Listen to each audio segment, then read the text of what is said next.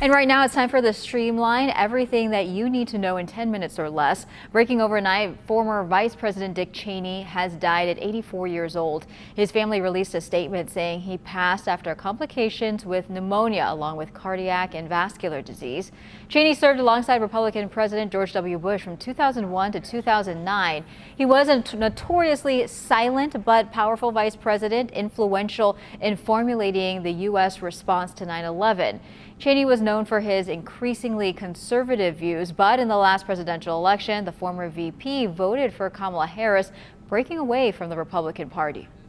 Today marks day 35 of the government shutdown, officially tying for the longest shutdown in U.S. history. But on Capitol Hill, some lawmakers say they have hope a deal can be reached by the end of this week. Senators went back to work Monday, and while no votes are scheduled, there are new discussions on a bipartisan compromise to fund the government. ABC News reports Democrats would agree to end the shutdown in exchange for Republicans passing 3 appropriations bills that address longer-term funding. But the deal still doesn't address Obamacare tax credits, so some Democrats and Republicans remain skeptical.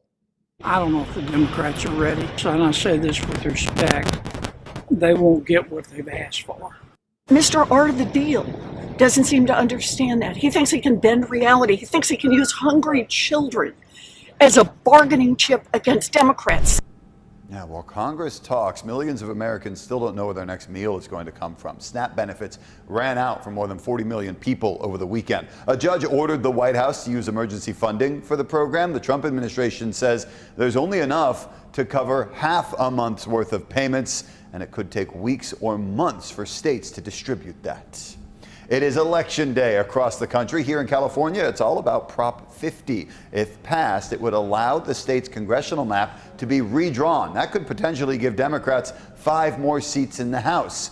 Governor Newsom brought this proposition forward as a way to combat redistricting in Republican states like Texas. It isn't off your election, though, but it could set the tone for the next couple of years. This is the first big test of Americans' mood politically after the re-election of Donald Trump last year.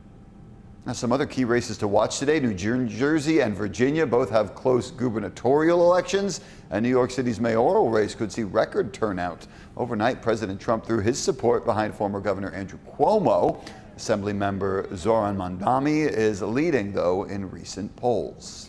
Federal prosecutors are urging a judge not to dismiss the case against former FBI Director James Comey, alleging he lied to Congress. The prosecutors argued in a court filing Monday that President Donald Trump's personal animosity towards Comey did not cause the Justice Department to seek an indictment against him.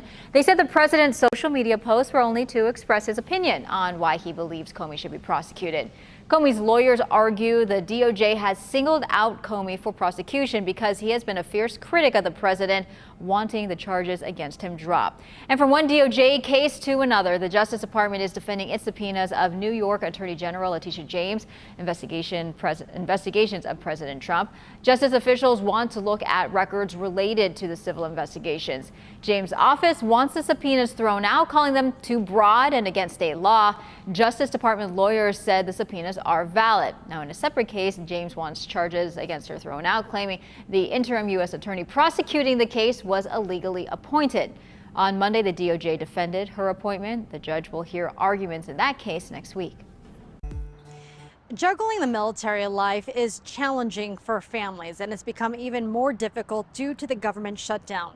But there is already a local nonprofit that's offering financial planning advice for service members and veterans. For Jaquita Edwards, getting out of the military after serving 10 years in the Navy brought a lot of financial anxiety. She went from having a stable job to relying on a monthly check from the VA, leaving her worried about running out of cash. She was a primary breadwinner in her household, and she was also raising her 5 nieces and nephews. I could be homeless. My kids probably would have been taken away from me. All of these things could have happened. That's when she got connected with the nonprofit Support the Enlisted Project, also known as STEP, which just opened this brand new warehouse in San Diego. Tony Teravainen is the CEO. We designed it specifically to help military families and transitioning veterans get through a financial crisis, but specifically do it in a way that makes this their last crisis. STEP connects service members and veterans with the financial counselor.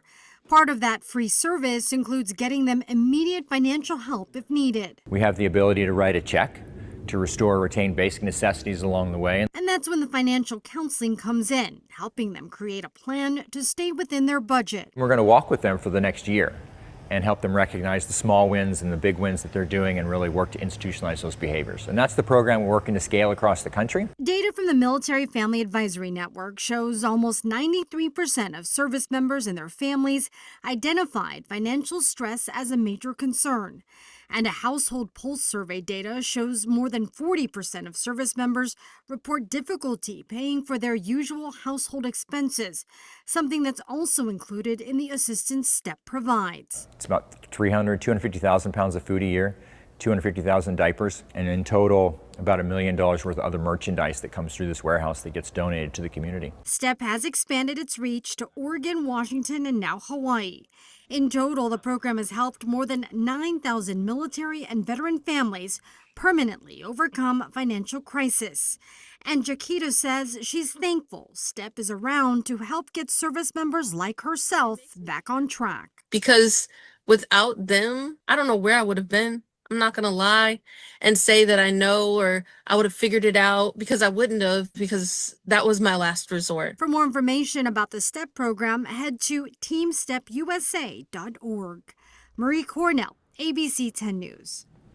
A California man who pleaded guilty to killing his 7-month-old son was sentenced to 25 years to life in prison on Monday. Baby Emmanuel Haro was reported missing by his parents back in August. Jake and Rebecca Haro told authorities the baby was kidnapped from a parking lot in Yucaipa, but authorities said there were inconsistencies in the parents' story, leading them to search their home multiple times before the couple was arrested and charged. While Emmanuel's body has not been found, he is presumed dead. Last month, Jake Haro pleaded guilty to second-degree murder, assault causing bodily harm to a child, and filing a false police report. Rebecca Haro has pleaded not guilty to murder. In Ohio, a shooting at an Airbnb house party injured 9 people, most of whom were teenagers. Now there are questions about Airbnb's potential responsibility when large, unauthorized parties are held on its properties. Local police say short-term rentals are not allowed in that area. They're working with Airbnb now to determine how that booking was approved. They're also still trying to identify the suspects. 2 of the shooting victims have been released from the hospital. The conditions of the others are unknown. 2 people now face charges in Michigan for a plot to attack the LGBTQ community in the suburbs of Detroit. The FBI says the terror plot was ISIS-inspired. Federal authorities say they recovered 3 AR-15 assault-style rifles, 2 shotguns, 4 handguns, and more than 1,600 rounds of ammunition, along with tactical gear. Muhammad Ali and Majid Mahmoud are charged with illegally acquiring guns that were going to be used in the attack. Attorneys for one of the suspects says the FBI is overreaching and that the men were gamers who used provocative language but had no intention of killing anyone. 3-time Oscar nominee Diane Ladd has died. She was best known for her roles in the films Alice Doesn't Live Here Anymore and Wild at Heart. Her daughter, actress Laura Dern, says Ladd passed away in her home in Ojai. She was 89 years old.